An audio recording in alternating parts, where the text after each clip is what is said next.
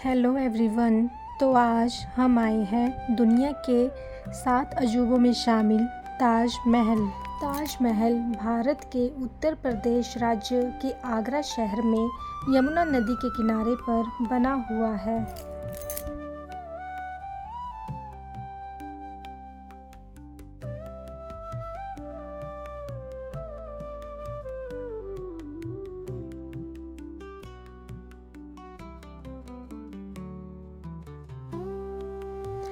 आगरा से ताज महल की ओर जाते हुए हमें रास्ते में आगरा का रेड फोर्ट भी देखने को मिलता है।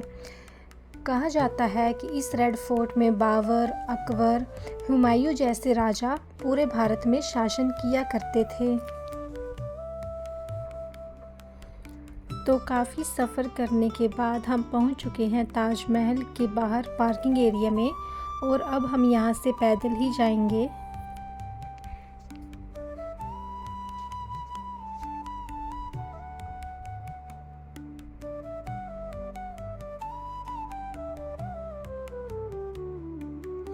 तो ये है ताजमहल के लिए शॉर्टकट रास्ता, और ये यहाँ से 500 मीटर की दूरी पर जो है ताजमहल है।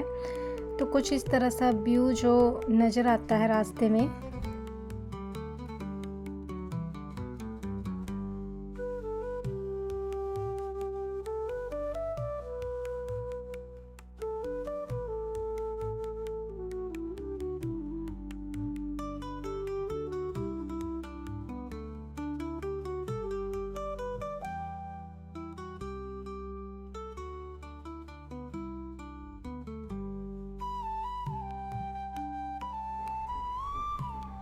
तो यहाँ पर हमें टिकट लेने पड़ती है, और पर पर्सन 50 रुपीज़ टिकट रहती है, और 14 साल के बच्चों को फ्री है। यहाँ पर टिकट जो है वो चेक करवाने पड़ती है।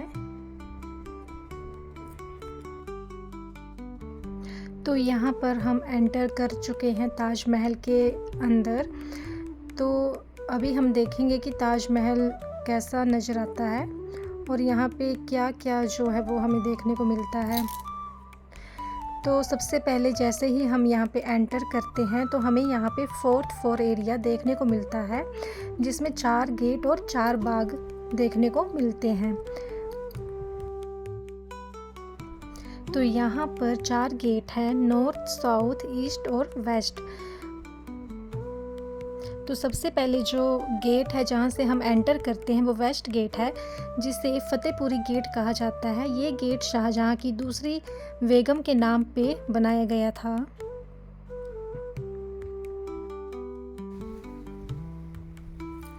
तो ये सामने साउथ गेट है, जिसे लेवर गेट भी कहा जाता है।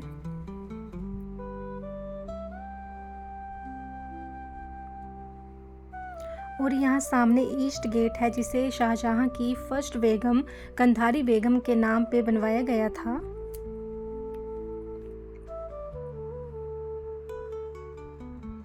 और ये सामने नॉर्थ गेट है, जिसे मेन रॉयल गेट कहा जाता है। मेन गेट के ऊपर 11 डोम, 11 फ्रंट और 11 बैक में है। टोटल 22 डोम बनाए गए हैं, जो दिखाते हैं कि ताजमहल को बनने में 22 साल लगे थे।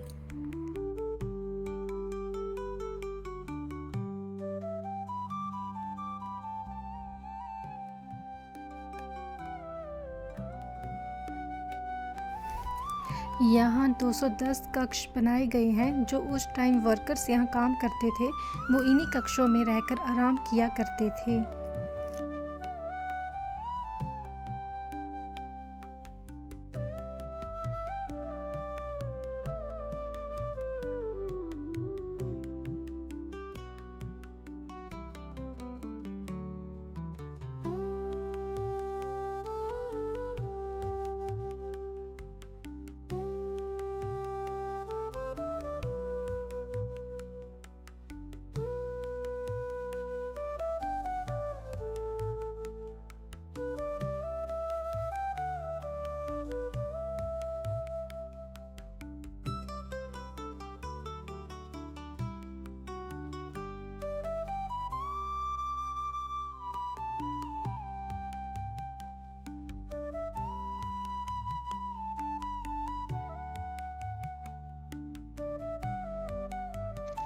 तो ये रॉयल गेट है। यहाँ से एंटर करते ही हमें सामने ताजमहल का एक प्यारा सा व्यू देखने को मिलता है।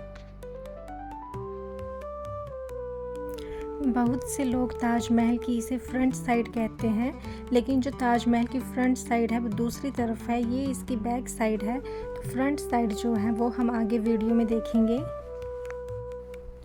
ताजमहल शाहजहां ने अपनी तीसरी बेगम मुमताज़ महल की याद में बनवाया था। कहा जाता है कि मुमताज़ बेगम जब अपनी 14वीं संतान को जन्म दे रही थी तो उनकी मृत्यु हो गई थी और उन्हीं की याद में शाहजहां ने ये मकबरा बनवाया था। ये 1632 में स्टार्ट होकर 1653 में कंप्लीट हुआ था और जिस वास्तुकार ने इस मकबरे का नक्शा तैयार किया था उसका नाम अहमद लाहौरी था।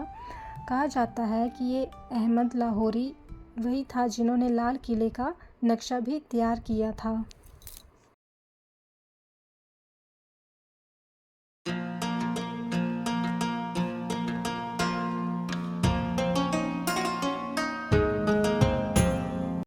शाहजहां के मुग़ल सम्राट बनने के 4 साल बाद ही मुमताज़ बेगम का देहांत हो गया था। मुमताज़ बेगम ने शाहजहां से 2 वादे किए थे कि वह दूसरी शादी ना करे और दूसरा वह उनके लिए एक मकबरा बनवाए जो पूरी दुनिया में कहीं ना हो। मुमताज़ बेगम की मौत बुरहानपुर जो कि मध्य प्रदेश में है 1631 में हुई थी और उसके 6 महीने बाद 1632 में मुमताज़ बेगम की कब्र को ताजमहल में ले आकर दफनाया गया।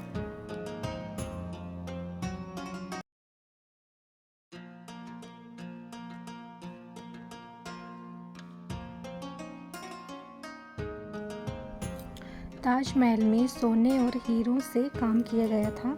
जो ताजमहल के कलश थे वो सोने के बनाए गए थे और ताजमहल की दीवारों में हीरों से काम किया गया था।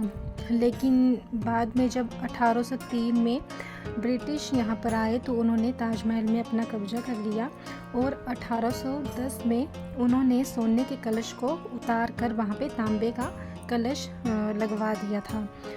और उसके बाद जब हमारा भारत आज़ाद हुआ तो जब अंग्रेज़ यहाँ से गए तो वो अपने साथ ताजमहल में जो भी कीमती चीज़ें थी सोने हीरे वो अपने साथ यहाँ से ले गए थे।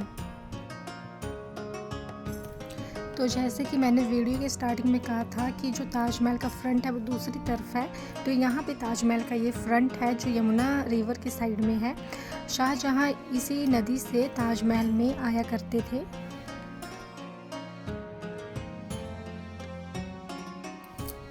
तो शाहजहां और मुमताज़ बेगम की जो कब्र है वो इसी ताजमहल के नीचे तहखाने हैं, वहाँ पे जो है उनकी कब्र को बनाया गया है। जो उनकी असली कब्र है वो तहखाने में है और जो टूरिस्ट जिन कब्रों को देखते हैं वो सिर्फ़ एक टूरिस्ट के लिए उनकी नकली कब्र जो है बनाई गई हैं।